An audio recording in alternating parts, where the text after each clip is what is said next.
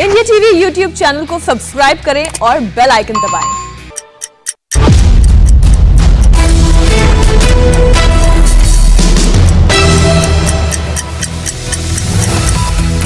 9 बजे की 9 बड़ी खबरों के साथ हाजिर हूं मैं ज्योत्सना पाटनी। आपको आज दिखाएंगे तमाम बड़ी खबरें जो दिन भर रहेंगी सुर्खियों में। बात करेंगे सरकार की सख्ती से कैसे नरम पड़ा ट्विटर, साथ ही आपको दिखाएंगे टीएमसी सांसद नुसरत जहां की शादी को लेकर क्या है नया विवाद। लेकिन सबसे पहले दिखाते हैं मुंबई में मौत बांटने वाली कितनी इमारतें।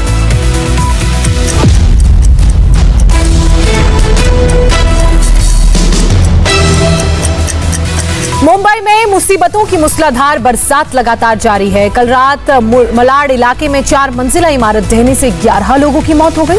तो उधर मौसम विभाग ने मुंबई में बारिश का 4 दिन का ऑरेंज अलर्ट जारी किया है, यानी कि अगले 4 दिन मुंबई सावधान।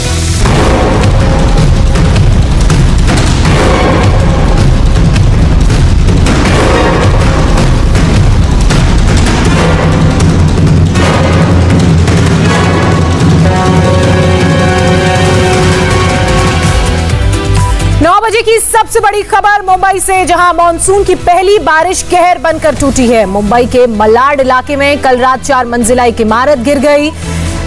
इमारत पास की एक दूसरी इमारत पर गिरी। मलबे की चपेट में आने से अब तक 11 लोगों की दर्दनाक मौत हो गई है, जबकि 7 घायल अस्पताल में भर्ती हैं। मरने वालों में 7 बच्चे शामिल हैं। हादसा कल रात करीब 11 बजे हुआ। हादसे के तुरंत बाद अफरा तफरी का माहौल देखने को मिला। चीख पुकार नजर आई। फौरन मौके पर पुलिस और फायर ब्रिगेड की टीम पहुंची और उनके साथ ही डिजास्टर मैनेजमेंट की टीम भी पहुंची और रेस्क्यू ऑपरेशन शुरू किया गया। पूरी रात ये रेस्क्यू ऑपरेशन चला।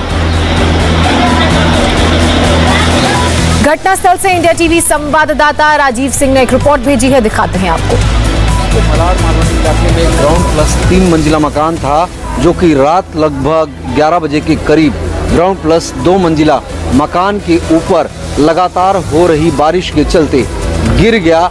सबसे पहले आपको तस्वीरें दिखाते हैं मालवनी इलाके के 8 नंबर मालवनी इलाके की तस्वीरें आप अभी भी यहाँ पर देख सकते हैं। जो मकान है उसका टूटा हुआ हिस्सा आपको दिखाई देगा। इसके अलावा यहाँ पर अभी भी देखिए जेसीबी लगाकर बाकायदा मलबे को हटाने की कोशिश की जा रही है। महानगर पालिका और दमकल विभाग के कर्मचारी यहाँ पर मौजूद हैं। तमाम दूसरे अधिकारी और कर्मचारी मौजूद हैं। मलबे को हटाने का काम किया जा रहा है। जो जानकारी है उसके मुताबिक अभी भी इस मलबे में 3 लोग दबे हो सकते हैं। सर्च और रेस्क्यू ऑपरेशन लगातार जारी है। अभी तक जो जानकारी सामने आई है उसके मुताबिक 11 लोगों की इस मलबे में दबने की वजह से मौत हो गई है और 7 लोग घायल हैं, जिन्हें स्थानीय सरकारी अस्पतालों में इलाज के लिए भर्ती कराया गया है। हालांकि अभी भी 3 लोगों के मिसिंग होने की बात सामने आ रही है। जिन 11 लोगों की मौत हुई है उन 11 लोगों में 7 बच्चे भी शामिल हैं। और ऐसे में आप समझ सकते हैं कि कितना दर्दनाक हादसा था। मानसून की शुरुआत में ही पहले ही दिन मुंबई शहर में इतना दर्दनाक हादसा हुआ है। फिलहाल कोशिश यही की जा रही है कि जल्द से जल्द सर्च और रेस्क्यू ऑपरेशन को पूरा किया जाए। फिलहाल ये घटना कैसे हुई उसको लेकर अभी तक महानगर पालिका की तरफ से किसी तरह की कोई जानकारी नहीं दी गई है। दरअसल जो मालवनी का इलाका है वो एक रिहायशी बस्ती है। बड़े पैमाने पर यहाँ पर स्लम है। मकान के ऊपर जो है एक के बाद एक इस तरह से कई मकान जो हैं बनाए जाते हैं, जिस वजह से हादसा हुआ है। फिलहाल महानगर पालिका की तरफ से अभी तक इस पूरे मामले में स्पष्टीकरण नहीं आया कि आखिर एक मकान के ऊपर 3-3 मकान जो है 3-3 फ्लोर कैसे बनाया गया, इतना बड़ा स्ट्रक्चर कैसे बनाया गया, उसको लेकर किसी तरह का कोई स्पष्टीकरण नहीं है। फिलहाल अभी तक मालवनी पुलिस ने भी इस पूरे मामले में एडीआर दर्ज नहीं किया है, लेकिन जांच करने का दावा किया जा रहा है। कैमरामैन स्वप्निल के साथ राजीव सिंह, इंडिया टीवी, मुंबई। मलाड की इस घटना पर पुलिस क्या कह रही है वो भी आपको बताते हैं। बहुत अनफॉर्चुनेट इंसिडेंट है। कल रात को 11:15 साढ़े 11 के करीबन ये इंसिडेंट यहाँ हुआ है। एक ग्राउंड प्लस 2 की एक इमारत थी, वो जो गिर गई है, वो गिरते समय वो सामने वाली बिल्डिंग पे गिर गई। उसमें कल रात से 18 लोगों को रेस्क्यू किया गया वहाँ से। उसमें से अभी तो सुबह तक 11 लोगों की मौत हो गई है और 7 लोग उसमें के इंजर्ड हैं। उस घटने की पूरी तहकीकात पुलिस करेंगे। जो कुछ भी कानूनी कार्रवाई करनी है वो ज़रूर हम करेंगे। और सहयोगी राजीव सिंह इस वक्त हमारे साथ जुड़ चुके हैं। सीधे राजीव का रुख करेंगे। राजीव, सबसे पहले मैं जानना चाहूंगी कि क्या रेस्क्यू ऑपरेशन पूरा हो गया है? घायलों की स्थिति कैसी?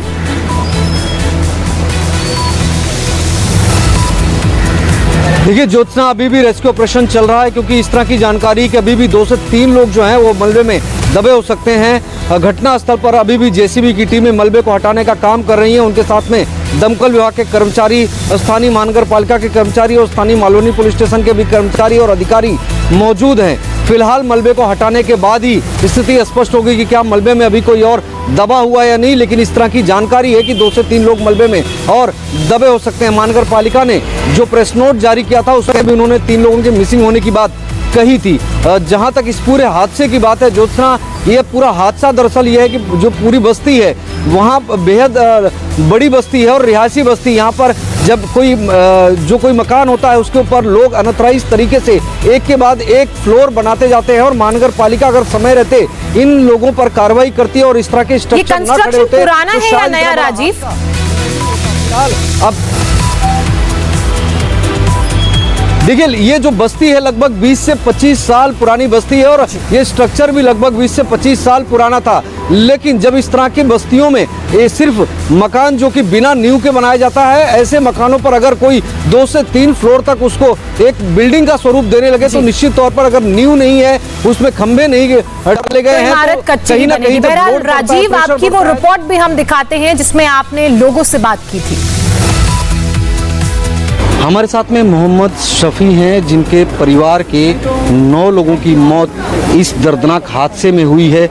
शफी जी बताइए, आपके परिवार में कौन कौन लोग मौजूद थे? ये हादसा कितने बजे और कैसे हुआ? मेरी औरत थी, मेरा भाई था और 2 लड़के थे, 4 लड़की थी। ये 11 बजे हुआ है जिसमें से मैं दूध लेने गया था। बाकी ये लड़का था मेरा, तो ये डॉक्टर के वहाँ गया था। टोटल हम लोग घर के अंदर 12 लोग थे। 12 में से 2 बच्चे, 11 लोग थे। 9 का इंतकाल हुआ। आप उस वक्त घर के बाहर गए हुए थे और आपको वहाँ पर मालूम पड़ा यहाँ आने पर हादसा हुआ, ऐसा करके पता चला? नहीं, मैं जब बाहर गया दूध लेने के लिए तो मैं जब इधर आ गया तो एक मेरे पास फ़ोन किया, देखो तुम्हारा गिर रहा है। तो मैं इधर आ गया तो ऐसा गिरते हुए नहीं देखा, गिरा हुआ देखा। ये करीबन 11:15 बजे तक हादसा हुआ है। जैसा कि इनका घर पहले गिरा है लेकिन सामने की तरफ गिरा तो और 2 फैमिली थे तो उनके मकान को भी 4 जन के उनका भी नुकसान है। उनके घर में भी अलग अलग फैमिली के 2 जन इसके अंदर इंतकाल हुए हैं। एक सोनू करके बच्चा है कुमार, और 7 लोग अभी एडमिट है वहाँ पे शताब्दी हॉस्पिटल में, और 1 जन आईसीयू में। अगली बड़ी खबर भी मुंबई से ही है, जहां कल से शुरू हुई मानसून की पहली बारिश ने हाल बेहाल कर रखा है। मुंबई में कल से शुरू हुई बारिश अब भी रुक रुक कर जारी है, लेकिन मौसम विभाग के ताजा अलर्ट के मुताबिक मुंबईकरों को परेशानी और हो सकती है और उस अलर्ट ने मुंबईकरों को डरा भी रखा है। मौसम विभाग ने मुंबई के अलावा ठाणे और पालघर समेत राज्य के कई जिलों के लिए अगले 72 घंटे का ऑरेंज अलर्ट जारी किया है। इस दौरान भारी बारिश की आशंका है। हालात को देखते हुए एनडीआरएफ की टीम को भी तैनात कर दिया गया है। साथ ही स्थानीय प्रशासन ने लोगों से बहुत जरूरी काम होने पर ही घर से बाहर निकलने की अपील की है। राजीव लगातार हमारे साथ बने हुए हैं ज्यादा अपडेट के साथ। राजीव, एक दिन पहले मानसून ने दस्तक दी, उसके बाद मौसम विभाग का ऑरेंज अलर्ट, ऐसे में मुंबईकरों की मुसीबत लगातार बनी हुई। बिल्कुल ज्योत्सना, देखिए जो पूरा एमएमआर रीजन है, मुंबई, ठाणे, पालघर, नवी मुंबई, रायगढ़, सिंधुदुर्ग, ये जो पूरा कोंकण बेल्ट का इलाका है, इनके लिए ऑरेंज अलर्ट जारी किया गया है और मौसम विभाग ने स्पष्ट कहा है कि भारी बारिश हो सकती है। ऐसे में लोग जरूरी काम हो तो ही घरों से बाहर निकले, लेकिन बड़ी संख्या में हमने सुबह से ही देखा कि लोग घर से निकलना शुरू हो गए हैं। सड़कों पर ट्रैफिक जाम लगना शुरू हो गया। हालांकि बुधवार से ही बारिश लगातार हो रही है, लेकिन बुधवार की रात भी हुई है, लेकिन गुरुवार सुबह अभी बारिश थोड़ी थमी हुई है। लेकिन मौसम विभाग ने जो चेतावनी दी थी उसके मुताबिक माहौल बना हुआ है। मौसम विभाग की माने तो आने वाले कुछ समय में मुंबई और उसके आसपास के शहरों में बारिश हो सकती है। और अगर बारिश होती है तो जिस तरह से बुधवार को तस्वीरें सामने आई थी कि जो उसी तरह की निचले इलाके हैं, चाहे मुंबई शहर को सामने आ सकती हैं अगर बारिश हुई तो मुंबई में मुसीबतों की बारिश लगातार जारी है। मुंबई की बारिश की हम बात कर रहे हैं तो वहीं कांग्रेस में एक बार फिर से आफत की बरसात हो रही है। राजस्थान में मुख्यमंत्री अशोक गहलोत और सचिन पायलट का गुट एक बार फिर से आमने सामने है। दोनों गुटों में एक दूसरे के खिलाफ बयान देने की होड़ मची है। खबरों के मुताबिक आज जयपुर में पायलट गुट के विधायक जमा हो रहे हैं। दरअसल कल दौसा में राजेश पायलट की पुण्यतिथि थी, जिसके लिए आज जयपुर में पायलट के करीबी विधायक जमा हो रहे हैं। राजस्थान में सारा सियासी बवाल पिछली बार भी इसी दिन शुरू हुआ था। सूत्रों के मुताबिक पायलट गुट में जो रह रहे हैं विश्वेंद्र सिंह से गहलोत के करीबी धर्मेंद्र राठौर ने देर रात मुलाकात की और बात की। मनीष भट्टाचार्य मेरे सहयोगी इस वक्त ज्यादा जानकारी के साथ हमारे साथ जुड़ चुके हैं। मनीष, एक बार फिर से वही दोहराती हुई तस्वीर और दिन भी वही है, क्या कयास लगाए जाएं? देखिए, बिल्कुल 11 तारीख को राजेश पायलट की पुण्यतिथि यानी कल। पिछली बार भी जब सचिन पायलट यहाँ पर पहुंचे थे तो तमाम उनके समर्थन में जितने भी विधायक थे वो वहां पर पहुंचे थे। ये माना जा रहा था कि सचिन पायलट अपना शक्ति प्रदर्शन कर रहे हैं और उसके बाद टकराव दोनों में शुरू हो गया था। अशोक गहलोत सचिन पायलट में बाड़ेबंदी तक के करने की नौबत आ गई थी, सरकार गिरने की नौबत आ गई थी। और एक बार फिर से जब सचिन पायलट ने ये बयान दिया है कि उनके साथ जो वादे किए गए हैं वो पूरे होने चाहिए, उनके विधायकों को मंत्रिमंडल में जगह मिलनी चाहिए, तो इस तरह के तमाम प्रयासों के बाद फिर से राजस्थान की सियासत में बहुत ज्यादा हलचल मची हुई है। आज तमाम जितने भी समर्थन में जो उनके विधायक हैं वो अलग अलग इलाकों से जयपुर पहुंच रहे हैं। हालांकि औपचारिक रूप से अभी कोई भी ऐलान सचिन पायलट की तरफ से नहीं हुआ है इकट्ठा होने के लिए, लेकिन जो तमाम विधायक हैं वो ये जरूर मान रहे हैं कि कल सचिन पायलट के साथ वो इकट्ठा होंगे, बातचीत करेंगे, अपनी बात पहुंचाएंगे। विश्वेंद्र सिंह जो कि सबसे करीबी माने जाते थे सचिन पायलट के, वो फिलहाल अब कहीं ना कहीं पाला बदलते हुए नजर आ रहे हैं। देर रात को अशोक गहलोत के जो करीबी हैं धर्मेंद्र सिंह राठौड़, उन्होंने उनसे मुलाकात करी और उसके बाद ये बाकायदा विश्वेंद्र सिंह ने ये बयान दिया है कि वो अशोक गहलोत के साथ है। तो कुल मिलाकर इस तरह की तमाम अटकलें सामने आ रही हैं कि जो विधायक हैं वो अपने बगावत का सुर एक बार फिर से दिखा रहे हैं। लेकिन इस पर सचिन पायलट क्या करेंगे, क्या फैसला लेते हैं, क्या वो आला कमान से बात करेंगे या बैठ के बातचीत निकाली जाएगी, इन तमाम मुद्दों पर अभी भी कहीं ना कहीं कयास बने हुए हैं। बिल्कुल, और ये जो मुलाकातें हुई हैं उनको लेकर भी कयास। खबरों में आगे बढ़ते हैं। पायलट की नाराजगी की एक वजह आपको बताते हैं। राजस्थान में मंत्रिमंडल विस्तार जल्द ही होने वाला है। इसमें 9 नए मंत्री बनाए जा सकते हैं। खबरों के मुताबिक पायलट गुट में 3 से 4 विधायकों को मंत्री बनाया जा सकता है। साथ ही कई मंत्रियों के विभाग भी बदले जा सकते हैं। मनीष भट्टाचार्य लगातार बने हुए हैं। मनीष, एक तरफ मुलाकातों का दौर, दूसरी तरफ जो बिगुल बच सकता है पाला बदलने का वो भी, और तीसरी तरफ मंत्रिमंडल विस्तार। देखिए, नाराज विधायकों को मनाने की एक कवायद है। कुल मिलाकर जो बगावत बार बार उठ रही है, सरकार गिर ना जाए, सरकार बची रहे, पंजाब में जो हाल हुआ है वो कहीं इस तरीके की चीजें ना बदले, पाला बदल के कोई नेता ना चला जाए, ये तमाम कोशिशें की जा रही हैं। और यही वजह है कि ये मांग भी थी कि सचिन पायलट की जो उनके खेमे के जो विधायक हैं उनको मेन स्ट्रीम में लाया जाए। और उनके जो तमाम विधायक हैं वो भी ये मांग कर रहे थे कि उनकी सुनवाई होती नहीं। अभी हाल में ही आपने देखा होगा कि हेमाराम चौधरी ने इस्तीफा दे दिया था। उन्होंने ये कह दिया कि अशोक गहलोत मुख्यमंत्री हैं, वो सुनते नहीं है, कोई नेता नहीं उनकी सुनता है, कोई अधिकारी नहीं सुनता। ऐसा विधायक होने से क्या फायदा। इस तरीके की तमाम जो विधायक है पायलट समर्थन में, उनकी ये शिकायतें लगातार चल रही थी और गुटबाजी बहुत ज्यादा होने लगी है। लिहाजा अब ये कयास लगाया जा रहा है कि मंत्रिमंडल विस्तार दोबारा किया जाएगा और कैबिनेट की बैठक के बाद ये फैसला लिया जा सकता है। और मंत्रिमंडल विस्तार में उन तमाम बागी चेहरों को तरजीह मिल सकती है जो लगातार सरकार के खिलाफ अपनी बयानबाजी करते हुए नजर आ रहे थे। बिल्कुल, खबरों में आगे बढ़ेंगे। बवाल की बात राजस्थान से की तो इसी तरह की खबर बिहार से भी सामने आ रही है, क्योंकि बवाल तो यहां पर भी मचा हुआ है। देश में कम होते कोरोना के नए केसेस के बीच पिछले 24 घंटे में कोरोना से मौत के जो आंकड़े यहां से सामने आए हैं वो बेहद चौंकाने वाले हैं। पिछले 24 घंटे में देश भर में कोरोना से 6138 लोगों ने अपनी जान गंवाई है, ये आंकड़ा सामने आया है। मौत के इस बढ़ते हुए आंकड़े के कारण बिहार में गड़बड़ी भी अब देखने को मिल रही है।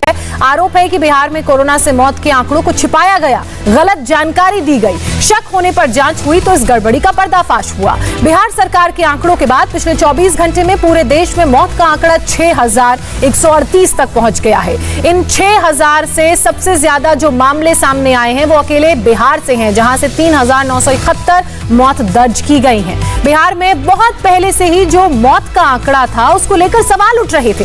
अब इन आंकड़ों के बाद शक पुख्ता हो गया है कि जो मृतकों का आंकड़ा बिहार से सामने आया था उसमें भारी घालमेल हुआ है। विवाद बढ़ा तो बिहार सरकार की तरफ से मौत के आंकड़ों को लेकर सफाई देनी पड़ी। पहले आपको वो आंकड़े दिखाते हैं जो बिहार से सामने आए हैं, सरकार ने जारी किए हैं। सरकार के मुताबिक मौत के 3,951 मामले ऐसे थे जो अब तक वेरीफाइड नहीं थे। इसका मतलब ये हुआ कि इन मौतों को अब तक कोरोना से हुई मौतों में गिना ही नहीं गया। इसके अलावा पिछले 24 घंटे में कोरोना से 20 मौतें हुई हैं, जिसके बाद दोनों आंकड़े का क्यूमुलेटिव जो नंबर सामने आया है वो है 3,971।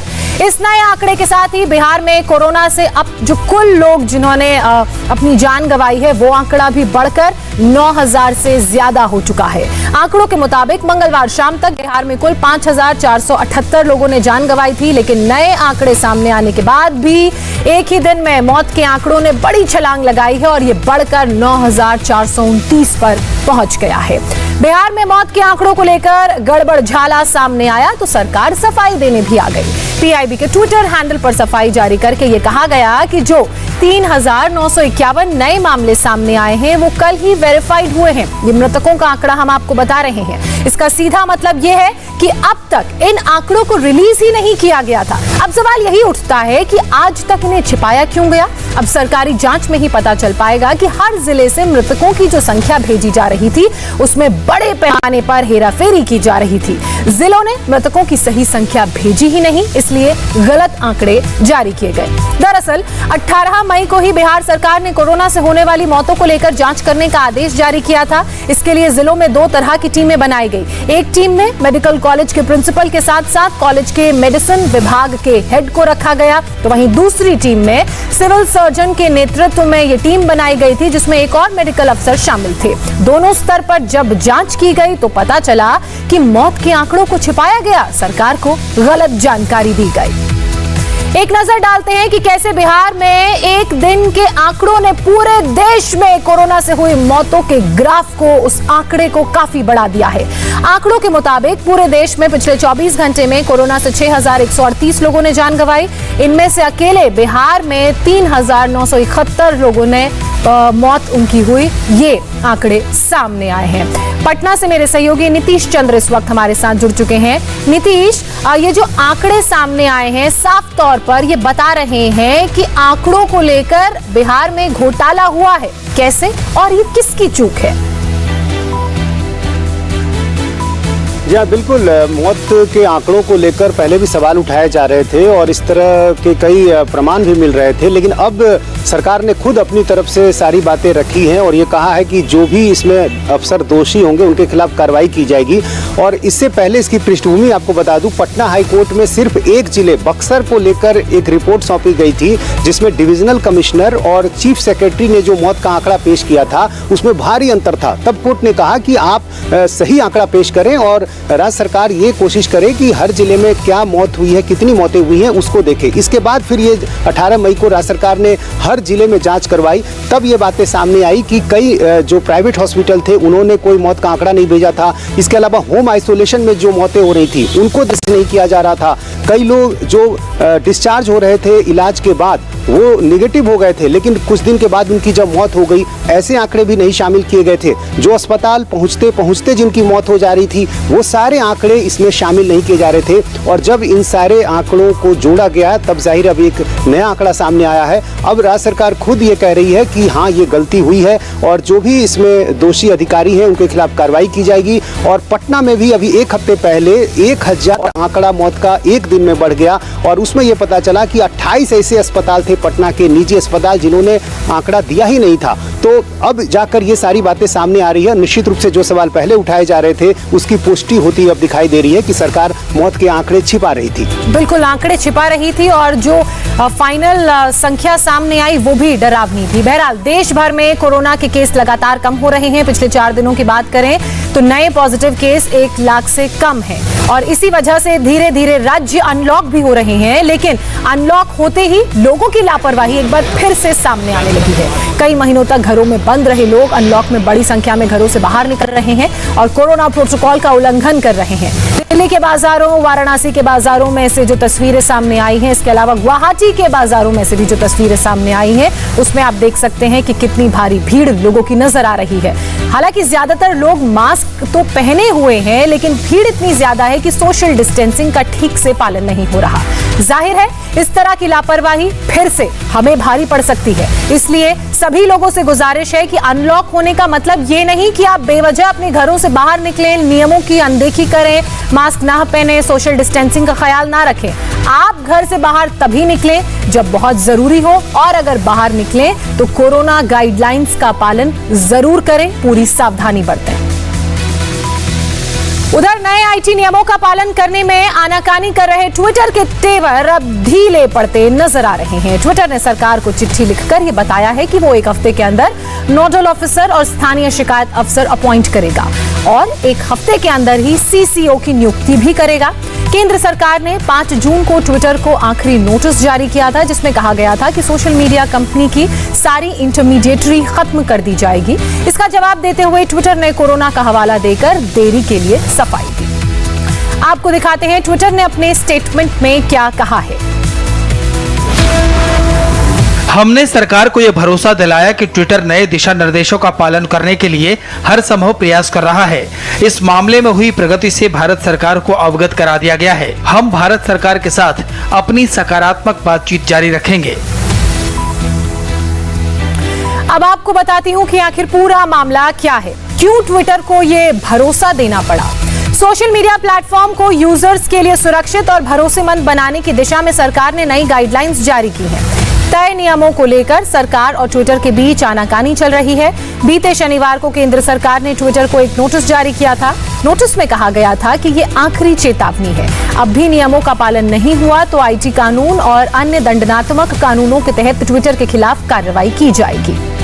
मेरी सहयोगी विजय लक्ष्मी इस वक्त हमारे साथ जुड़ चुकी है। विजय लक्ष्मी, ट्विटर की बात करें तो देर आए दुरुस्त आए, नियमों का पालन करने की बात कह रहे हैं, कितना वक्त मांगा है?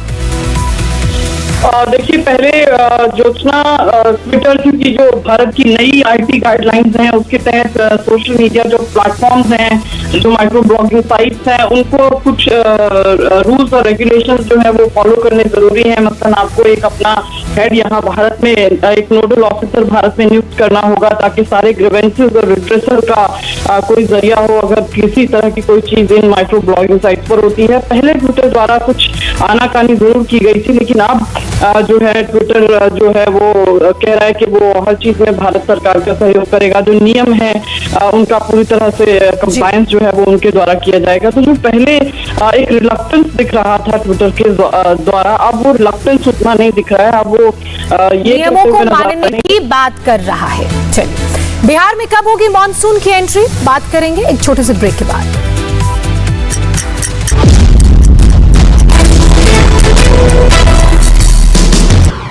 इस वक्त की बड़ी खबर, बिहार में अगले 48 घंटे में मानसून की एंट्री होने वाली है और इसी के साथ मौसम विभाग ने 19 जिलों में भारी बारिश का अलर्ट जारी किया है।